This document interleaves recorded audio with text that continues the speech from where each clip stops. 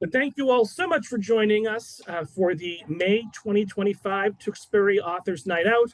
Tonight, we're getting advice from Dr. Stephen Kelner, author of Motivate Your Writing. But it is my pleasure, my privilege to introduce the group's facilitator, author Dale T. Phillips, who has published novels, story collections, poetry, nonfiction, and more than 80 short stories.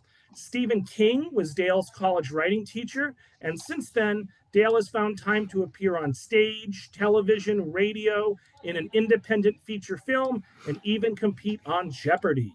Dale is a member of the Mystery Writers of America and the Sisters in Crime. He's traveled to all 50 states, as well as Mexico, Canada, and throughout Europe. So all nearly 30 of us who are watching live and the many more that will watch the recording, let's give a big virtual round of applause to Dale for joining us here tonight. And Dale, you can take it away. Thanks so much. Thank you, Robert, and thank you, Stephen, for being our guest. Everybody, we have Very happy to be here. Dr. Stephen Kelner, and he's an author as well. He's the author of Motivate Your Writing and author of some short stories. He has another book coming out in August. If you want to give us any more of your credentials, please feel free, Stephen. I'm a motivational psychologist by training, PhD in the subject, as well as having a master's in education. Promptly fled academia to go into the real world of management consulting. And I currently run a company that assesses and develops leaders.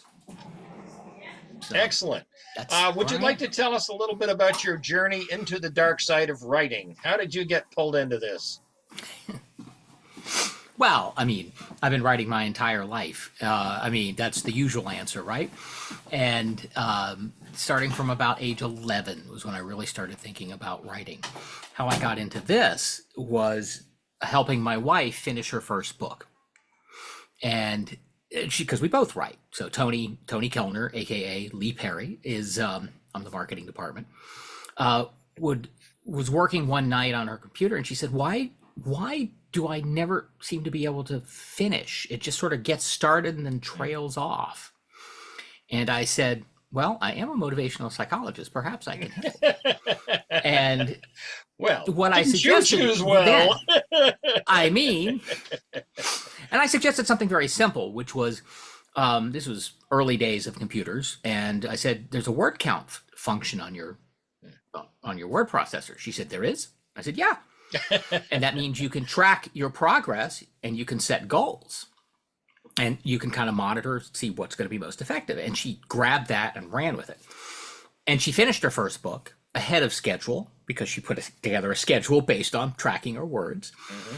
And then it's sold a second and then a third. And somewhere around there, she said, "Steve, I think you need to share what you know about this with other writers." And I said, "Oh, yeah, okay, that makes sense." And me being me, about 5 years later, I had interviewed everyone I knew, a few people I didn't know, assessed people's motivation, did research, and published a book. So that's how I got here. And I started appearing at I appeared at numerous writers' conferences, Romance Writers of America, Mystery Writers of America, Bosco and the Science Fiction Convention here, various writers groups. And I kept getting more feedback and saying, what about this? And what about this? And I thought, oh, I didn't put the answers to that in my book. So that's why I wound up doing a second edition. Also, so I could get it up digitally, because the first one was old enough that it didn't get up there until we weren't doing that much yet. And so I've been continuing to evolve it. Right. And I use the methods myself. For the book I just wrote on leadership, I tracked what I did, mapped it out, made sure I was reinforcing myself, all the good stuff. So it works. At least it worked for me. It worked for my wife, who is up to she's working on her 18th novel right now. Okay, so you're kind of like the reverse Tabitha King. Yes. How she helped him saved him. She saved him by getting Carrie out, and you helped her to get her first novel done, and then she was off and running. And yep, but it doesn't mean there aren't moments, because all of us as writers sometimes have our moments of saying, "This sucks. I hate everything. I can't write." right? Moments, So more like eras, periods, eras.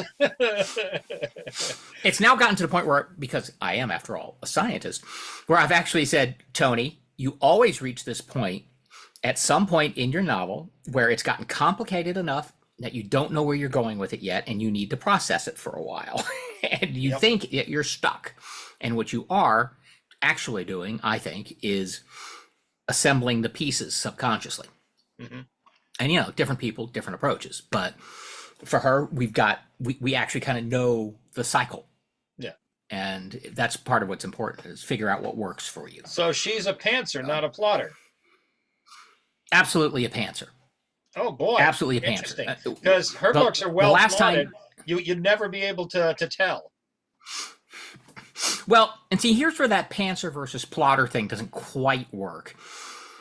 Plotting in your head, Tony always starts knowing more or less. Well, she knows who the character's going to be driving. All her books are character driven, so she has to come up with a story arc that emerges organically from the character, and she usually knows where it's going to wind up. So when she struggles, sometimes it's about trying to find something different or creative, and she'll change the details of the murder, who did it, why they did it. But fundamentally, she has a lot of it in her head. I mean, there's in creativity research, they talk about being Beethovenian versus Mozartian. Okay, that's a good one. So Mozart did everything in his head. Everything he did was a first draft. And Beethoven scribbled and edited and edited and edited and edited and edited. But that doesn't mean either one was better than the other either. Right? And the comparable example in fiction might be Nero Wolfe, the Rex Stout. Rex Stout wrote entirely in first draft. But what he would do is sit there and work it all out in his head, and then he would type it. Mm-hmm. That worked. It didn't mean he wasn't, he was planning. He wasn't pantsing. He just did it all in his head. And Tony has, over the years, and I don't mean just pick on Tony, but hey, she's my wife. It's someone he knows. I mean, shifted. Some people keep it all in their head, and some people can't. And some people are genuinely just pantsers. They write it all out. But if you're an experienced enough writer, you kind of know what works and what doesn't. So you're more likely to make good choices.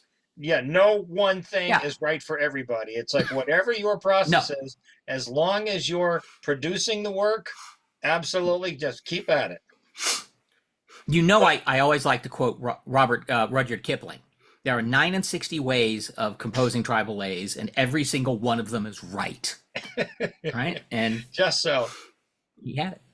Well, I always recommend your book. In my books, when I give workshops and talks about writing, I do always recommend. You're one of the references and resources that I include. I appreciate that. Because the hard part is for writers to continue this.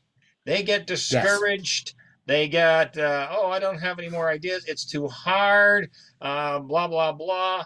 And I try to want them to motivate to have a nice long career. So, and not give up, which is the easy thing to do. Absolutely. And I mean, that's why I wrote this, because I realized there were books about, how do you do a good plot? How do you create characters? How do you, do everything? How do you create color and setting? And nobody talked about sitting down in the chair and doing the work, because if you don't do that, nothing else happens. Yeah, that's right. And my take is the more you practice and the better you get, right? So like the old joke about how you get to Carnegie Hall. So practice. And people don't realize that even concert violinists who are very advanced still do hours of practice every day. And they're like, well, every day. Why do they have to? Because they already know how. But that's how they keep up at that level. There's, who was it? The great violinist. Oh, I'm blanking on his name. Who said, why do you keep practicing at your age? Because I think I'm starting to get better now. Perlman? Yeah, I was thinking Isaac Stern. Yes, it's Perlman. Okay. Thank you, Jennifer Berry. Yep.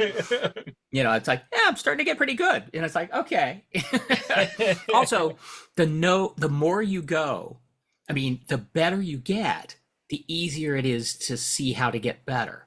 Mm-hmm, mm-hmm. So right now I said, so Tony doesn't make the same mistakes she did 17 books ago. I guarantee Stephen King is not making the same mistakes he made 17 100 books ago. It's just a case of, you keep tinkering and seeing other things to do and other twists to make. So yeah, people always ask me, oh, so it gets easier? And I go, no, but some of the things you used to do, you know how to do now. Now you're just working on harder things. I'm always trying exactly to improve, right. always trying to up the game.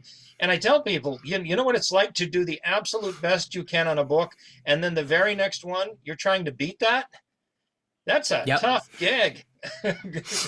Well, and sometimes I've joked with people when I'm training them that you may feel like you're failing at a higher level. Yeah. But the thing is, you have to remember you are at a higher level. Right. So maybe you don't want it the same plot twist for mysteries, or you're setting it in a different universe if you're in science fiction, or you're doing your umpteenth Regency romance, but you want to find your own special twist. That does get harder because you do all the obvious things, but that's what creativity is about. And we're hardwired for creativity. And the more you use it, the better you get at it. Right. Do you give particular advice to mystery writers as opposed to other types of writers? Since you know yes one. and no. I know many, but my initial research was on 25 people, but since that time I've talked to hundreds of writers, and yes, I mean, there's some advantages to mysteries in that mysteries have a kind of a spine to them in terms of the plot. You're trying to solve the crime. What kind of mystery you want to write, and actually what kind of mysteries people like to read, is often based on their motivation. And there's some kinds of mysteries that may be more resonant for one person than another. So we the talk about cozies versus hard boiled. There's no inherent difference between them in terms of quality. There are people who will assert that, but that's because it resonates with them and the other one doesn't. The truth is, but there are different demands. So in a lot of cozies, they often have a deep, you learn something. So they have to be in a setting that allows them to learn something, as opposed to hard boiled, where it might be something where you're set in a particular political structure, for example, because that's often the case. So you need to make sure you get that right, or at least convincing. And I see we've got a question. Hey, that's my bailiwick. I do the question. So Carol says, any advice for those of us who can't seem to get started again after years away from writing? Perfect. You're talking to the right person, Carol. Absolutely, Carol. And partially the assumption is, don't assume you're going to be writing the same way or at the same speed that you did before. So I'm going to pick on my wife again, because like I said, I have permission. When we had our first child, so we had an infant in the house and all the usual effects of that, meaning lack of sleep. And she thought she was going to write during all the times the baby was asleep. Ha ha ha ha ha. That's because when you do the laundry and the grocery shopping and the cleaning and trying to rest yourself. And yeah, well, and also, the times the baby was sleeping, sometimes Tony wanted to sleep too because it was so exhausting. But she turned to me one night and said, I can't write anymore. I said, I've been setting the same, but I said, Tony, you're setting the same goals you had when you had all day and no baby. Set a different goal. It's okay. Forgive yourself. As another writer I spoke to, so I'm not going to just pick on Tony, who went through a divorce, moving, and with 2 kids, and trying to write a book all at the same time. And she said, I'm going to give myself a vacation. I'm going to give myself summer vacation. And when the kids, and so things settle out, and when the kids go back to school, it'll feel like a very natural time for me to go back to work. Right. All right. So my suggestion, Carol, would be set a goal that works for you now, one that doesn't scare you or one that doesn't feel overwhelming, and then build back up again. You're going to have to build the muscles back, and that's okay. Right. It's not about the speed. It's not even about the 250 race, words is a page. And 250 words Exactly. you can get done, even if you have to do it only in increments during the day. And like you say, think about it, write a paragraph, think about it, write a sentence, think about it, write a phrase. But Well, at the end of the day, you've got a page. yeah. And let's not forget that Jane Austen wrote those incredible, intricate books, a phrase at a time. Yep. She was With a not notebook on the really, sideboard. Yeah, she'd pass by in the middle of her chores and go, yada, yada, yada. There's Darcy right there. right? For most people, it's not going to be that hard. And to your point, 250 words. I've sometimes said, if I had to tell people you have to write a 72,000 word novel, you have a year, go. People's immediate reaction is, Yeah. the Tom and Jerry noise. But You're trying to eat the 72,000 elephant words all in a at once year. instead of one bite at a time. Well, and yes, and that's a psychological phenomenon known as chunking. Is you take it, so 72,000 words in a year is 6,000 words in a month, which is 200 words a day. And there it is. Most people write longer emails, and you don't have to write every single day, but it helps to write regularly, and you need to give yourself permission to sometimes take a time off. Not everyone can work like Isaac Asimov, who wrote his last essay while in the hospital dying, so not everyone has to do that. So how does Carol Most people don't. Carol bang the rust off and get started again? What's that first step? Well, the first step is, find something you want to write. You don't have to be, or sometimes what people have done is just do free writing. Sit at a blank, and some people get terrified by blank screens. Other people, it's like it kind of urges them to start generating content, whatever it is. There are people who've said, I'm tired of writing mysteries. I think I'd like to write science fiction. One of the writers who appeared in one of the collections that Tony edited, his first urban fantasy short story was in their collection that they'd invited him to write. And he wound up writing novels in that series because he got into it. Mike Carey, who had written comic books and other things, wrote a short story, Iphigenia and Aulis, I think was the name of it, which he then turned into a novel, The Girl with All the Gifts, which became a movie, and became a sequel. I think it's just sort of find something fun, because if there's one thing I've learned, it's if you're not motivated to do it, you're more likely to peter out. You can't make yourself do things for extended periods. And writing, if you're writing at book length, and you don't have to, you can write limericks, you can write short stories, right? But if you want to sustain the effort over time, it should be something that you feel reasonably energized by. And I said, for a lot of people, it's just see what emerges. I'm going to pick on Tony again. Shoni and I were science fiction fans growing up. We both started trying to write science fiction. And then she did an exercise from Lawrence Block's excellent books on writing, and they are excellent if you can find them, and realized it was set in the present day. So she said, well, it must be a mystery. And that's what led to her first novel. And she published her first science fictional short story after she'd already published a couple of novels. And then she got into urban fantasy much, much later. But mostly she still writes mysteries because she likes it. It's satisfying. Yeah, I tell people, so I know that's maybe more than you want to hear, Carol. If it's not fun, you're probably not doing it right. So, Carol, hopefully that answered your question. Also, it's I think it's important. She says, thank you. It was helpful. I think it's important not to put the pressure on yourself to have to create. Like, don't make that your full-time job if you haven't been doing it and doing it well for a long time. Don't rely on that for your rent money or your food, because the enormous pressure of having to be creative for money is totally, destructive. Well, and you're absolutely right. And it's known as extrinsic versus intrinsic motivation. Extrinsic is, I'm doing this because I'm paid. Now, we all know that, there are writers who, the motto of Mystery Writers of America is crime does not pay enough. And they are correct. And there's one classic writer who said, only a fool does not write except for money. Right. Samuel Johnson, The thing I is, believe. that's correct. Exactly. Thank you.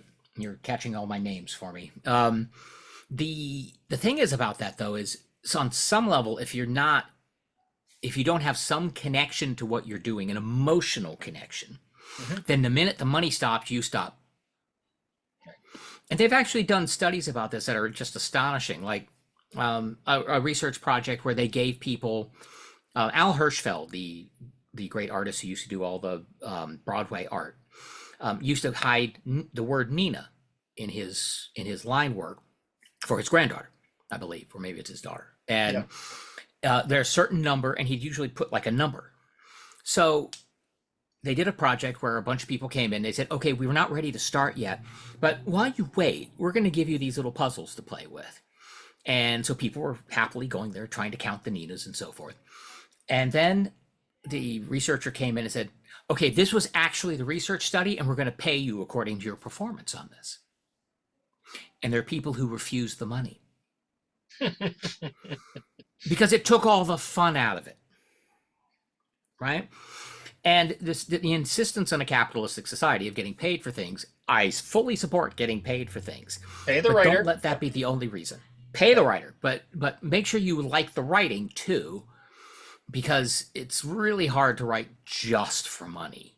And people who say that, I don't think it's generally very true. I think a lot of writers, the hard time they have they get unmotivated because they hit a patch where they're not selling, and they think that everybody else is selling except for them, and they're not making enough. It's the work is hard, and I'm not making enough money. I'm going to quit. I'm like, don't, just write what you love to write.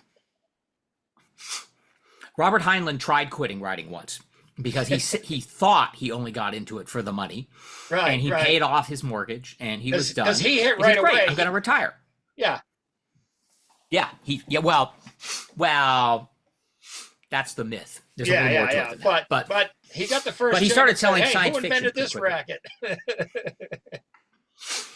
But when he tried to retire, he started getting physically ill, and he didn't know why. He's afraid because he'd had a lot of physical health problems throughout his life. Right.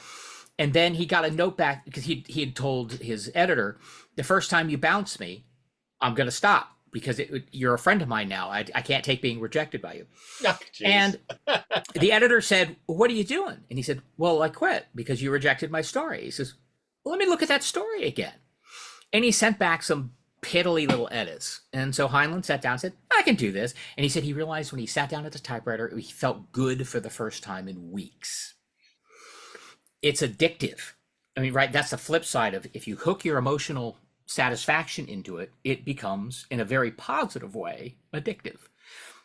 But he did say that over time he'd been developing tolerance, so that he said it takes me 250,000 words to get that warm feeling now, which may explain why some of his books are very That's why long. His books are nice and thick. Yeah. Yeah, there's a famous pianist who had arthritis so bad he was like just hunched over and in such obvious pain. And then when he sat down to the piano, his body expanded and he was in no pain and he played until he stopped and then right back again. And it's just like, I use that for people to say, look, do what you love because it can be that healing for you.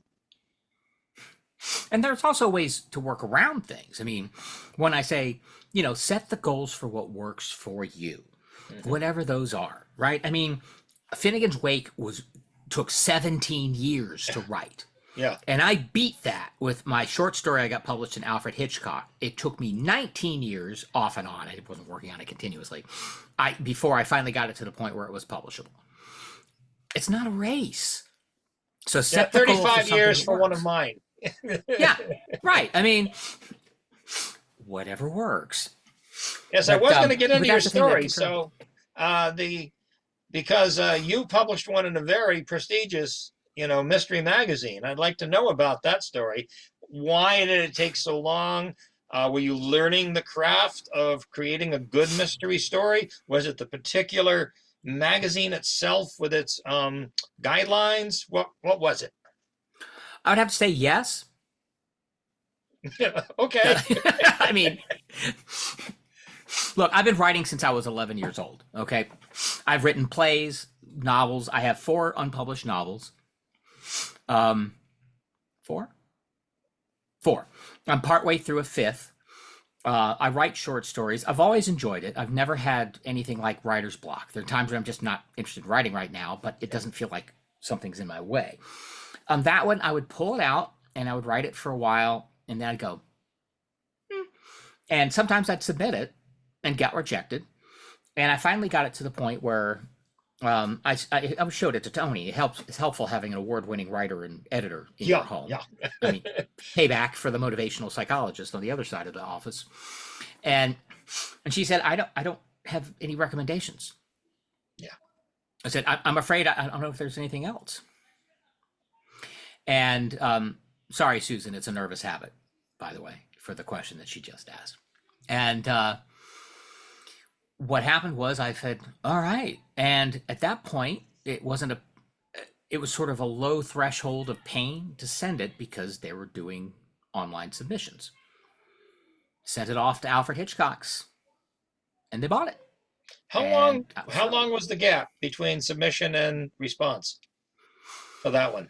It was pretty long for that one. Alfred is not the quickest. Yeah, I think 9 to 11 months is pretty standard. I've got one off to them, and I was like, man, I would love to get that back in a decent time frame, but it is what it is. Now, the fast one was their sister magazine. So Ellery Queen, yeah. Ellery Queen. But now that their editor is retiring, it'll be interesting to see what happens. Yeah, they have a brand new editor. So yeah. It's been getting worse too, I have to say, because of so many people dumping crap. It's gotten easier and easier for people to submit, which means the slush pile gets deeper and deeper. Right, and some people are submitting crap AI stories, so that have to get weeded out. Enough so that some platforms have said, we're only going to invite stories anymore. We're not going to accept stories that are written by random people with AI because it's a waste of our time. Right. So was that your most successful short story? I've only published 2 short stories, Dale. It's not like I have a giant career of this. But yeah. Mystery in particular. So did you grow up with Hardy Boys and Encyclopedia Brown? Oh, yeah. Okay. Of course. Encyclopedia Brown, the Alfred Hitchcock and the 3 Investigators, Hardy Boys. I preferred Nancy Drew to the Hardy Boys. Yeah. Nancy what about Trixie Belden? Did you ever get those? I did read some of those. I had my mother's copies. Yep. And those were cool because the really early Nancy Drew, she hops into a roadster. Beth and goes off to solve jets crimes. Around That's all over. And, she was kick-ass. Yeah. I mean, and Sherlock Holmes, right? Yep. And then Agatha Christie, and then on. I didn't read Agatha Christie until much later. Yeah. I was already well into mysteries. No, but I got into Nero Wolfe while in college, and got through all of those. But it wasn't until years later that I started reading Agatha Christie, and Tony had most of them. So between us, we have a lot of books, like 10,000 odd last time we counted. And so at one point I decided I'm just going to read them, and I went through like all the Poirots and all the Miss Marples and a few of the oddballs like the Tommy and Tuppences or some of the others. So, but she wasn't. I didn't like her as much, as brilliant as she is. Right? No, I'm not criticizing her in any way. Yeah, no knock on her. But a lot of what she did was so influential that a lot of people. If somebody reading it later in their knowledge of mysteries will say, well, this stuff is all hackneyed. And it's like, it wasn't when she wrote it. Not when it started. Yeah. No. But my favorite mystery writer other than Tony is actually Dorothy Sayers. Interesting. Okay. And the 9 Tailors. And a friend of mine introduced me to that. Oh man, the Peter Wimsey mysteries are just astonishing because they're powerful character works as well as charming and delightful mysteries. And she's so meticulous about the era that she's writing in that they have become, they were never written as historical. She just captures the time really, really well. Setting is critical. I keep telling people that determines the shape of your character, the era they're in, the locale they're in.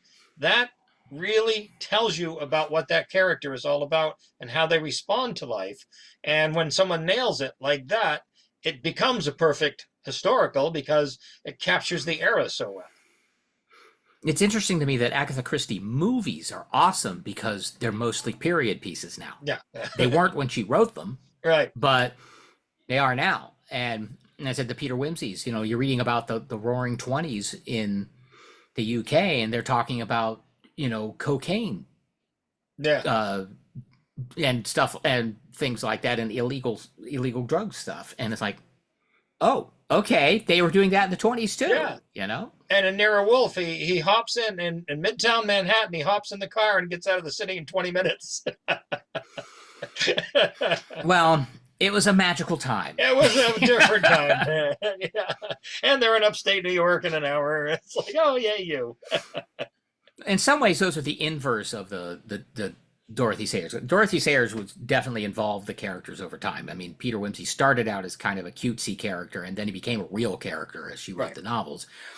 But Nero Wolfe, Stout very deliberately kept them more or less immortal. I mean, Archie gets a little more mature, but he's fundamentally not very different over the course of 50 years of stories. Right. Yeah, well, if people like something, do they want change on a beloved character? Do they want to see that character morph into something else? Or do they want the same thing every single time? Robert B. Parker, same thing in the latter books. And I don't care. Yeah, it depends on what people want. And I respect the people who can manage to get new juice out of the same frame. And I respect people who want to make every book different. Yeah, that's for me. I can't write the same thing for every book, and I have to make it different. I have to make it better, and that's tough. It's tough. When you get a character, how much do people change? How much do your characters change over time? So, David Gerald, the guy who wrote The Trouble with Tribbles, among others, once commented that the purpose of most novels, standalone novels, is to be the most important event in somebody's life. So when you're doing a series, how do you have the most important thing in somebody's life every single time? Right. And what you see is you can either get the characters to say it's not the most important thing, we're just enjoying the mystery, deal with it, or you can have an evolution of the character. And Tony is actually one of them, where different characters go through a character arc. That's important to have, your secondary, your revolving characters. You can tell those different stories, what isn't most important to somebody else, and make that critical and keep the thing alive and interesting. Yeah.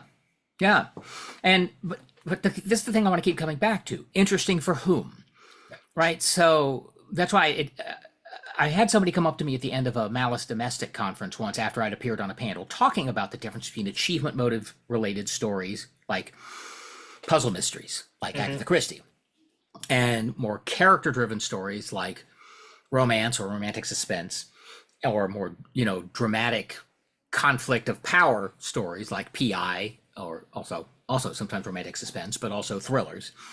And a woman came up to me and said, "Thank you for explaining why I love Agatha Christie. I can't stand all those other novels that just muddy things up with characters." Right? Yeah.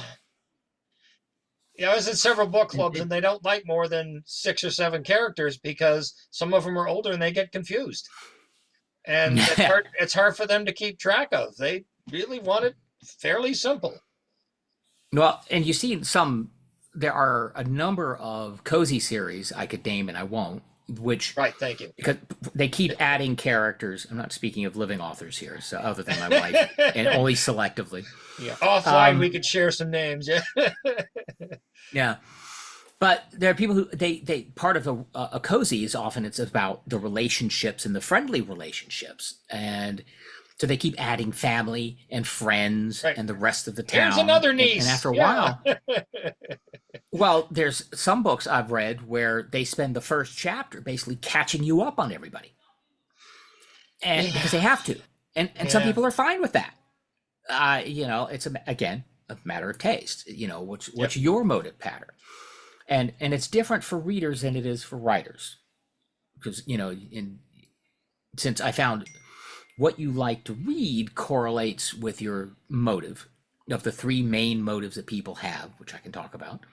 But writers tend to be fairly consistent in what drives them, which was a surprise to me, actually. Well, why don't we delve into that then, since you're on the topic? Okay, indeed. So so I think I'm going to have to share screen. But let me just say that we're talking about implicit motives, which are the emotional drives. So they're not conscious.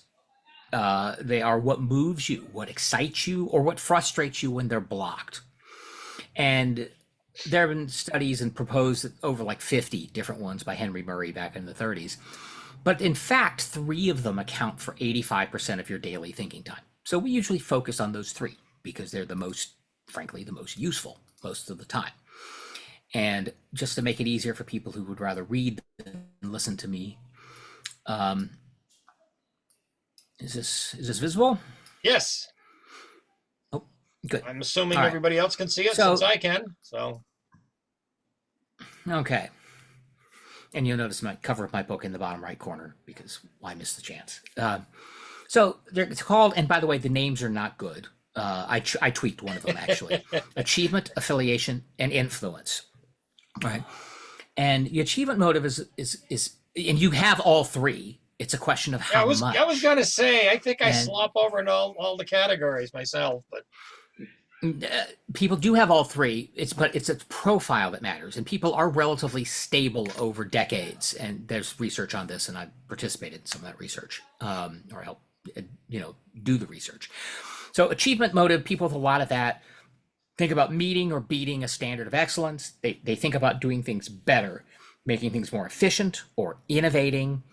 It's the motive you often see associated with entrepreneurs or with salespeople or finance people, right? They're always about measuring things and am I better? Or you see it when people like to do individual sports. So they're testing themselves against a standard of excellence. It doesn't really matter whether they're faster than anybody else. And then there's affiliation motive, which is about establishing, maintaining, restoring close and friendly relationships, about belonging to something bigger than yourself, enjoying the friendly company of others, not professional affiliation. This is why I say all the labels are a little funky. Friendly, loving, and other kinds of relationships, that kind. An influence motive, those who have this motive to high degree get an excitement or energy out of having an impact on or influencing others. So all 3 of these are about where you get your sources of emotional energy, whether it's positive, hey, I'm enjoying this, or frustration, why can't I do this? And these are the ones that account for 85% of thinking time. Now, if you think about this, and let's just simplify by saying, yes, everyone has all 3, but most people have one as their highest. And just by random chance, there's usually one high, one moderate, and one low, but it could be any combination. But let's just, for the sake of convenience, someone who is predominantly high in achievement, which kind of mystery do you think they would prefer? Agatha Christie or PI? Well, for myself, it's amateur PI. Okay, I didn't say amateur PI. Yeah. Or like I'm thinking hard-boiled detective. Right. Mine is on the hard-boiled side, but he's a complete amateur.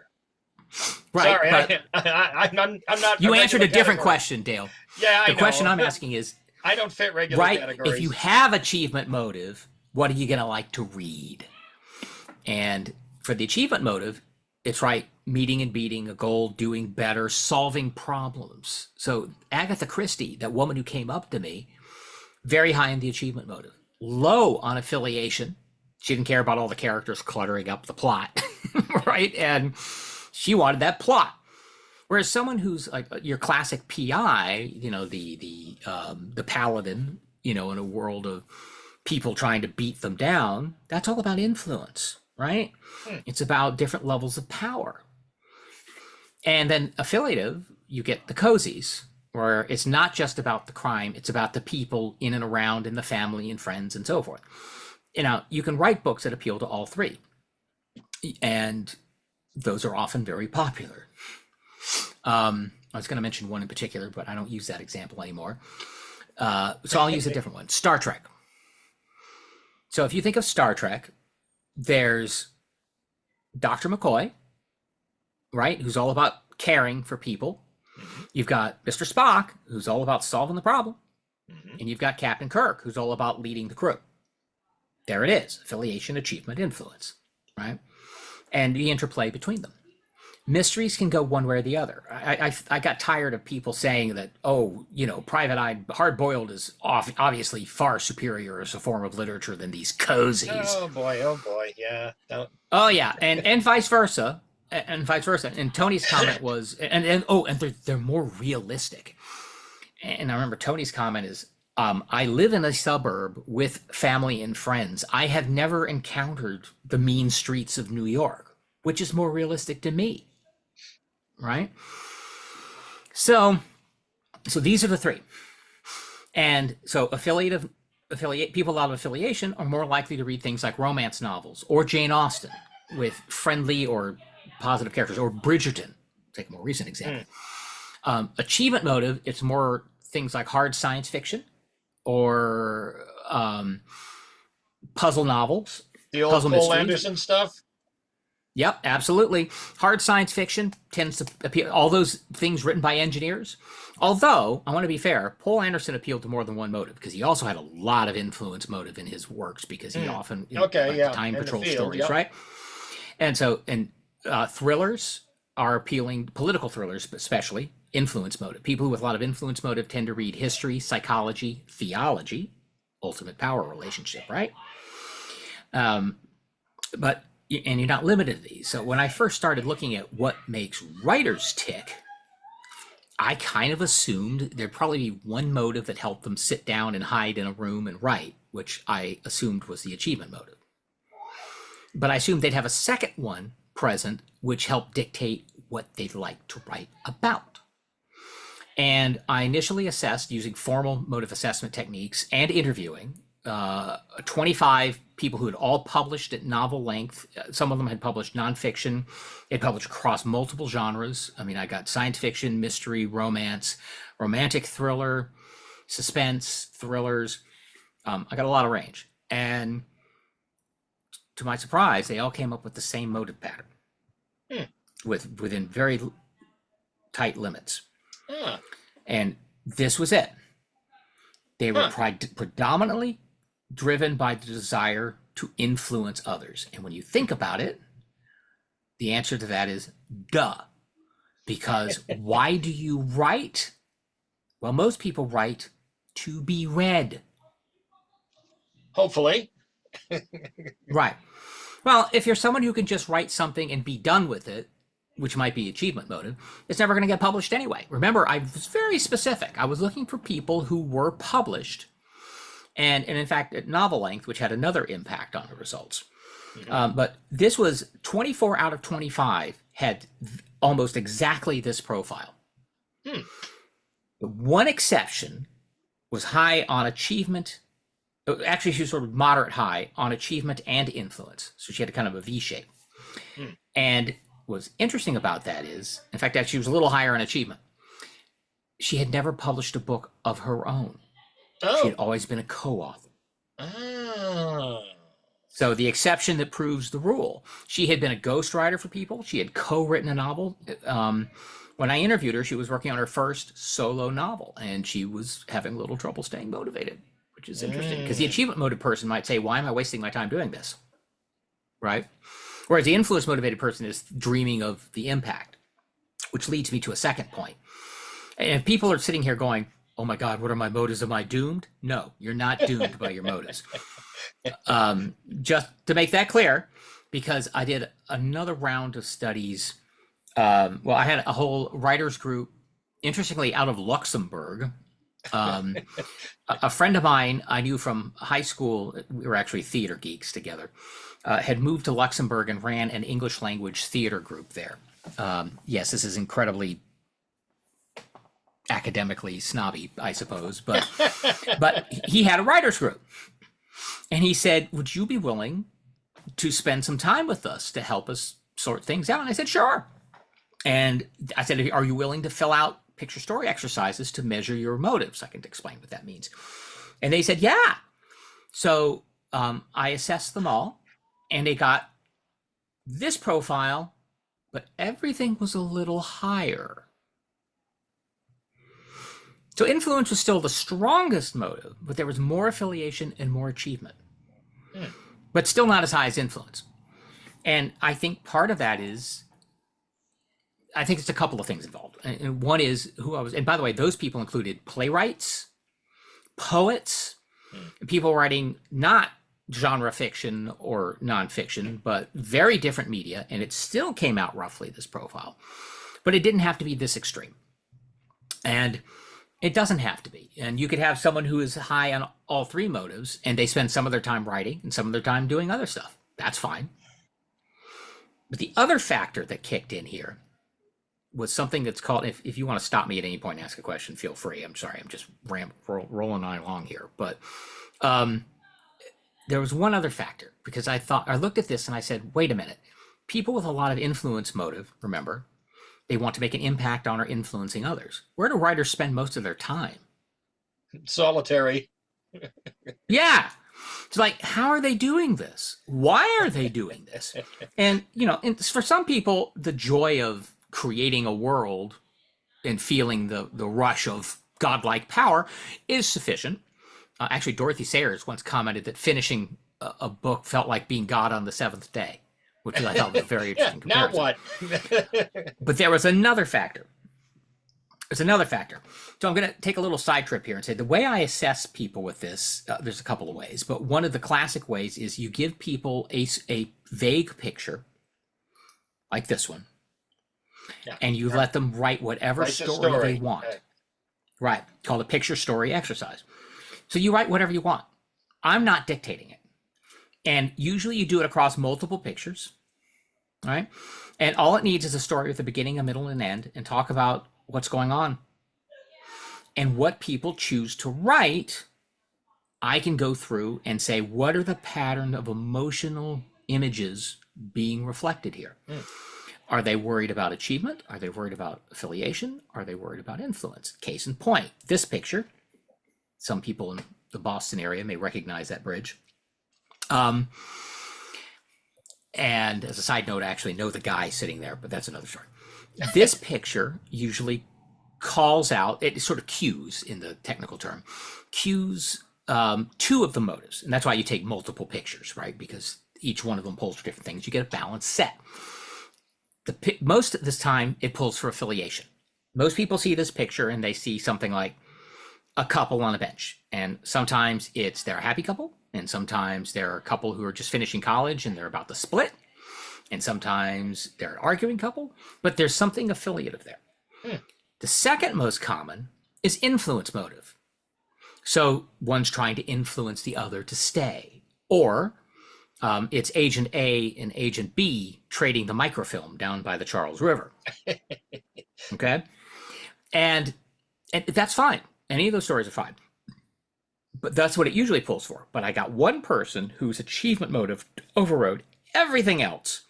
And what they wrote was, well, we finally did it. We finally built that bridge, brick by brick by brick. Okay. So these are Rorschach images for writers. That's right. Exactly right. Rorschach and the picture story exercise, or its parent, the thematic apperception test, are both considered projective tools as opposed to responsive tools like a questionnaire. Where a questionnaire, you respond to the answers they give you. In this, you project yourself into it. What you see in it, since we don't tell you what to do with it, everything you see in it comes from you. Hence, you project. Now, Rorschach is the other form. One question. Will that identify a replicant?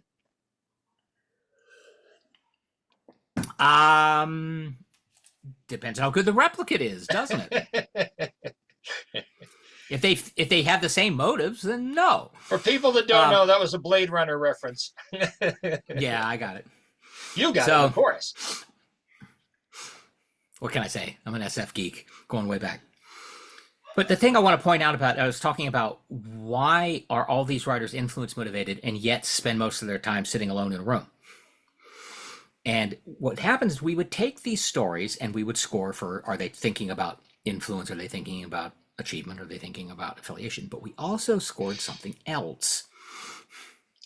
These are, by the way, the specifics, which I need, if you people want to see it, I'll show you, but it's very publicly domain.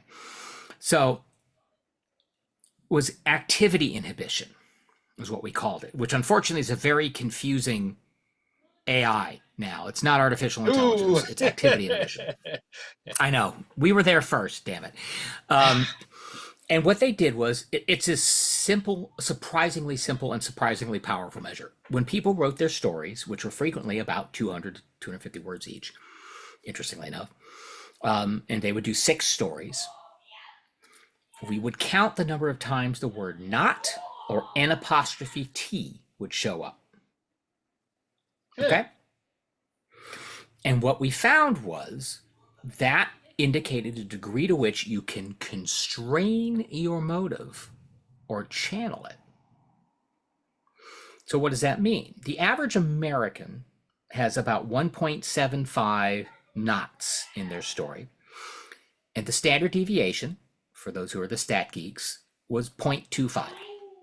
What that means in practice, and that's why I put up this chart, 1.75 is the median, 50% above, 50% below. One standard deviation means you're significantly above that mean. And if you had 2 knots, it means you're at the 84th percentile. So that means you're much higher in activity inhibition than the average Joe. And what we found was managers with a lot of influence motive and 2 knots tended to be better managers because they use their influence in a positive way and could restrain themselves from inappropriate use. Because remember, motives are emotional energy. That means you can be, when you're impulsive, it's often coming out of your motive. Okay? It's like, watch a child and they're reacting straight out of their emotions. Right?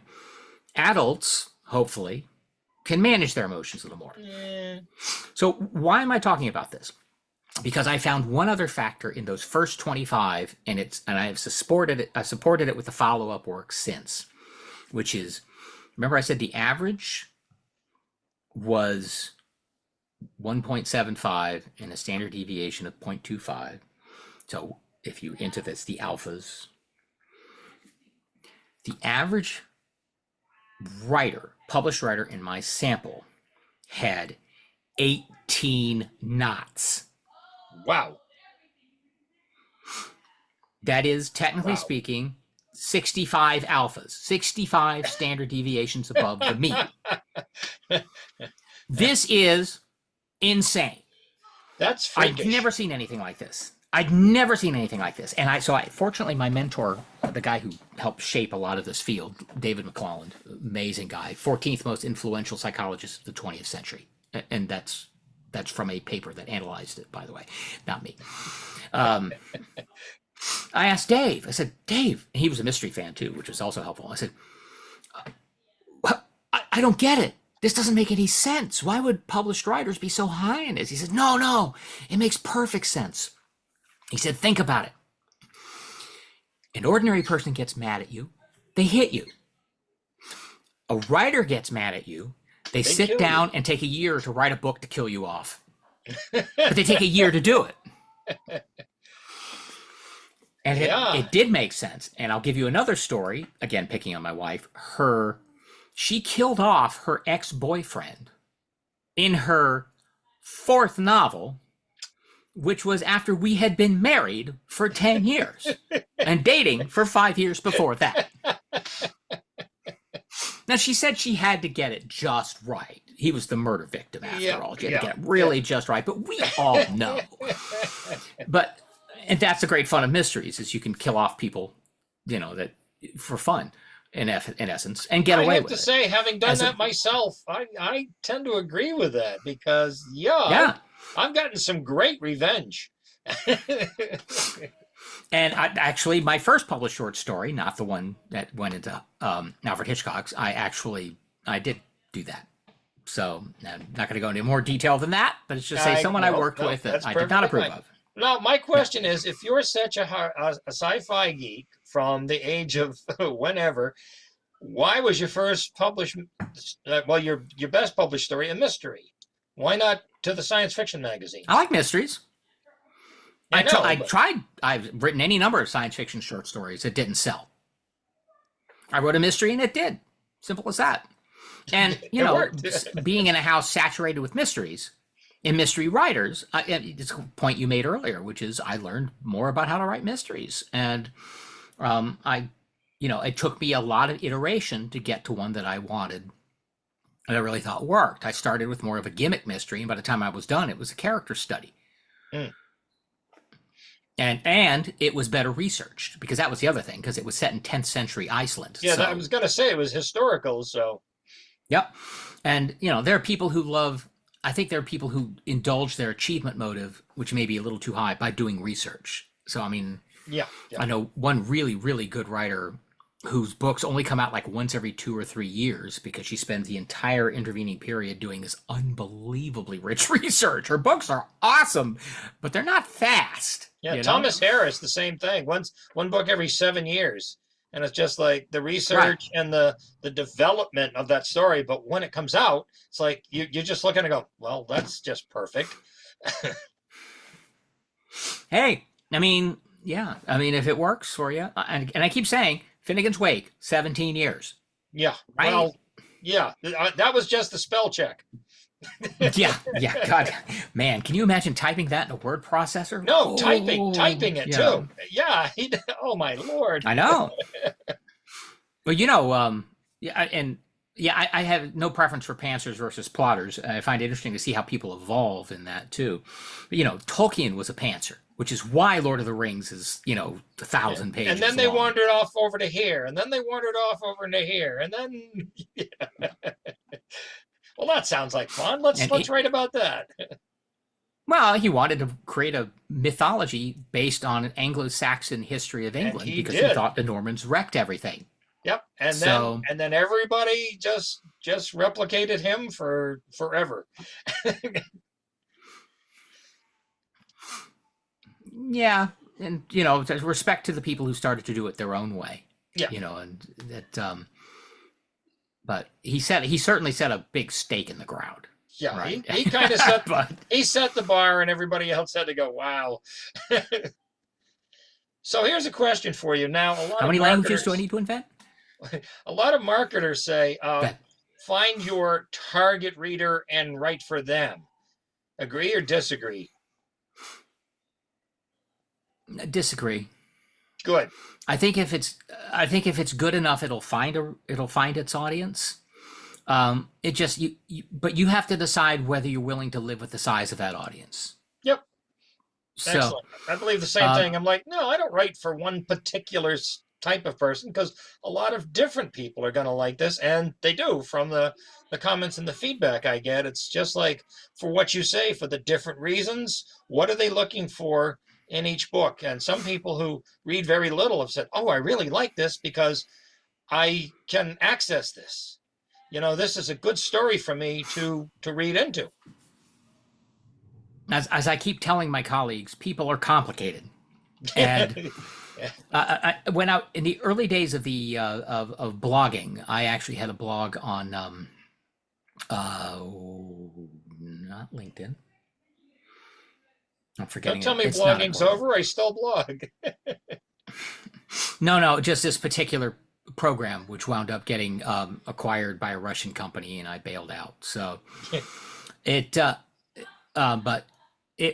what happened was, I was keeping, this is right around the first edition of the book coming out, and I was kind of opening a conversation with people, which I got some information that fed into the later book. But one person said, well, this is helpful, but honestly, I'm not worried about publication, because nobody's going to want to publish my work.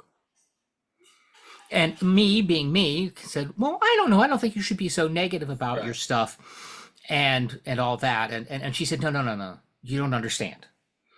I write gay S&M Harry Potter fan fiction, Oh, there's an audience for that. gay male masochism, sadomasochism, Oh, yeah. Harry Potter fan fiction for lesbians. Okay. And I said, totally understood. She said, I have maybe 6 people who like to read my stuff. Yep. And I'm happy with that. Yeah, I said publish it. Remember, I said publish. She didn't want to publish. Right. She didn't think there'd be a big enough audience. Definitely under an assumed name, but yeah. Yeah. I think we've got another question. Yes, this is Dean, and Dean is a very frequent flyer here on these shows because Dean is an aspiring writer, and he's doing the right things. He's asking questions, trying to improve his craft, getting the answers to, how to move forward in his writing career. So this one is, do you have any advice for creating an engaging mythology in scientific fiction? And as a side note, are you a fan of the Silver Age Superman, just out of curiosity? Huge fan. I can't wait for the new movie. But yes, and engaging mythology in science fiction. That's an interesting question, and in some respects, it's kind of the point you made, Dale, about settings. What setting do you want to live in? Is this like a world building? A lot of the reason why science fiction religion writers create Yeah. worlds or universes is so it makes it easier for them to generate stories. Mhm. But sometimes the setting itself. Yep. Yeah, or they have specific issues they want to do. So Ian Banks had very clear anti-capitalist, pro-socialist views, and he built a universe around that. Star Trek, also post-capitalist society. There are also military SF novels because they're creating a world where the world is at war or the universe is at war. In terms of creating it, I think there's something to be said for doing research into the real work. Andre Norton, one of the classic, golden silver age science fiction writers, was a librarian, and all of her books were meticulously researched. And sometimes what we found is the more you know about a topic, the easier it is to be creative with it. So yeah, I agree completely. So that's one thing. And thank you for buying my book. Yes. So as we're getting down near the end, so tell us about your new book coming out before we click off. I do want to say that, but Ann Cutter's also asked a question, and in the Q&A section. Oh, yeah, she just got that in there. And so did Do your Suzanne. findings and advice hold true for biography? Ooh. I think yes. I think it's magnified in some ways because you have to be obsessed with the person you're writing about. I suspect it's more like a doctoral dissertation, which I have done, so I can speak from experience. Writing something of that level of depth about one person means you really need to be into it. I just saw something that's being motivated. McCulloch was going to do Jefferson and Adams kind of, opposition. And he found Adams so intriguing, he just said, forget Jefferson. Everybody does Jefferson. I'm going to do Adams. And he wrote the definitive biography of Adams. Absolutely, because that's the person who gauged his attention. There's also things like Robert Caro, who started writing this wonderful biography of LBJ, and he wound up despising the man so much, it took him longer and longer to finish the last book. Wow, that's got to be a tough gig.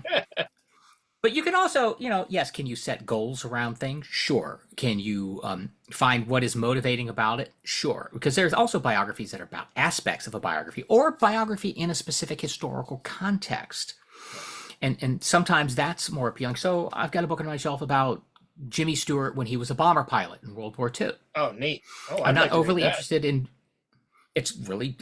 He was a really good bomber pilot. In fact, he had to kind of break the rules to go out flying because he didn't want to get shot down. Colonel, so. Yeah, he was. But he was also actually an excellent bomb group leader. But that's not just Jimmy Stewart, the Hollywood biography. It's Jimmy Stewart as the bomber pilot and military leader during World War II. Right. So that might help some people. For other people, if you want, and Suzanne added, other than starting with birth and life and death, that's a structural thing. And, there's always the issue of what works for the story. And that's true for biographies as well. I've read biographies where it started in the middle, or it started at the point, the unexpected point, and then you had to say, how did he get here? Yeah, some big change in their life that defines them. And then they go, okay, now to tell you how we got here. Yeah. So, yeah, exactly. So you first you get their attention, Right. and then Get the you hook can in. justify Like a mystery. going back Get the because hook people are in. dying to know. Then leave the backstory for later on once they're into it. Exactly. So, Okay. you know, again, it's a matter of taste. I mean, sometimes first to last is the most logical way to do it. Yeah, sequential. If you read, I mean, as I do, I've read a number of Viking sagas, and it starts 3 generations back sometimes. You know, I think in Njaal's saga, you're 40% of the way through the book. Oh, good. I'm glad that's helpful. Good. You're 40% of the way through the book before you get the Njaal. Yeah, exactly. It's like, when is this guy showing up? When are we getting to Njaal? But it made sense. But everyone in Iceland knew each other or knew each other's families, so they were giving it a context that we sometimes lose a bit today, not knowing it as well. But they had to explain the inevitability of what was going to happen. That was, would you call that affiliation? Yeah, I think a lot of the sagas had a lot of affiliation. And in fact, the tragedy of that book was the friendship that got broken that caused repercussions throughout the society and across the families. So it was what happens when you are not willing to be friends in some sense. There's also a lot of influence motive in most of them too. Not a lot of achievement motive, but I think it probably depends on the Banshees of Inisherin. What happens when you decide to not be friends in a close community? Right. Tragedy. And there it is. So you did ask about my new book. My new book is not about writing. It is about motivation. And it's called Where You Can Lead. And since I'm in the business of assessing and developing leaders, and I've actually developed a lot of the tools being used by the top executive search firms in the world, I've been wanting to share that because I think a lot of this should be more accessible than having to pay a really expensive consultant in a certain context. Right. You can just read their book. Yeah. Yeah. Well, I mean, it also came out of a conversation with my agent because I've had like 3 or 4 different proposals, none of which flew. One went close, which is a book on motivation for life, which I still think is a good idea. And the feedback I got from publishers was too big, too complicated. It's like, no, it's just 3 motives. Come on. I disagree. Right. I'll come back to it. This would be influential. Right. And well, what Joshua Bilmes, my agent, said was, why don't you pitch a book? You want to think about the size of the potential audience because that will get a publisher's eye. I thought, oh, that's good thinking. And I thought, everyone wants to be a leader or everyone thinks they are a leader. No.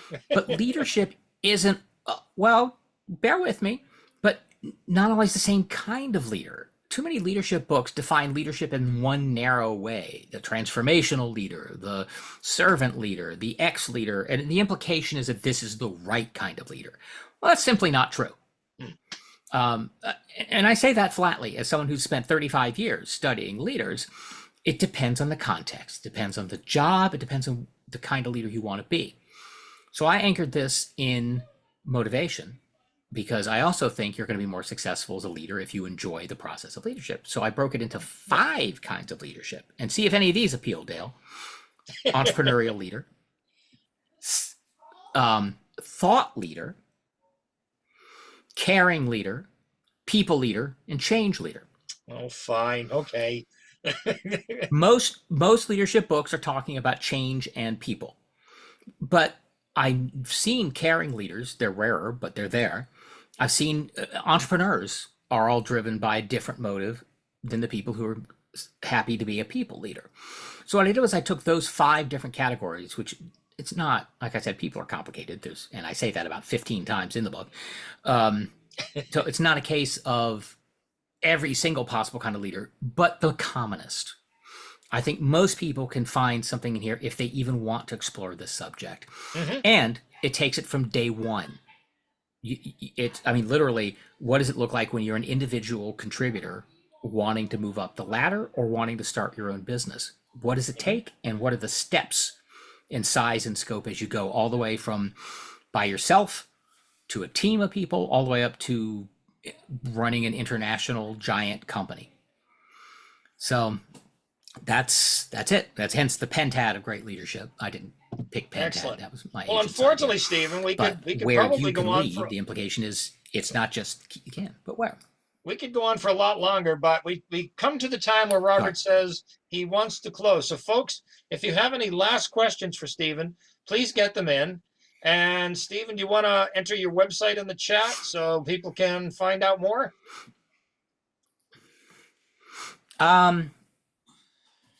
Okay. Now I'm just thinking, which website do I give? So Yeah, I will put exactly. Where do you my want company people website. to go? What do you want people Well, to my know company- about you? That's my company website. I also have a Motivate Your Writing Facebook page, which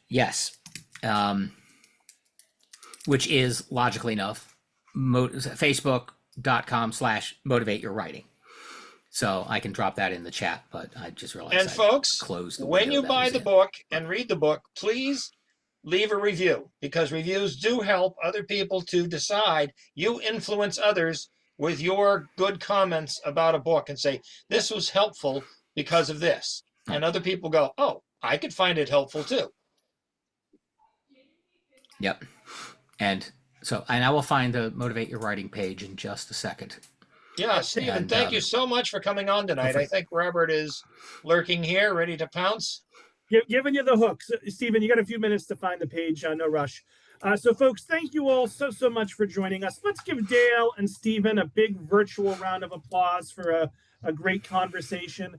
I will send everyone the recording in about 30 minutes, once it's done buffering and uploading. So next week, no, let me try that again. Next month, let me get the right date here, Dale. We're going to be hosting an Anthony winner, a Barry winner, and a McCavity winner, James Ziskin. Yes. Hopefully I pronounced most of that right. And that is going to be on Tuesday, June 24th at 7 o'clock. So 4 weeks from tonight at 7 o'clock. And there'll be information about that in the follow-up email as well as the recording. Stephen has put his Facebook page in the chat for those who are interested. So Dale, Stephen, thank you both so much for a great conversation. Stephen, thank best you. of luck, continued success. And Dale, we'll see you next month. Yeah, and thank you all for attending. Appreciate it. All right. Thank you very much. Survey. Yep. Take Thanks care. so much, Stephen. Yep. Bye-bye. Bye, everyone.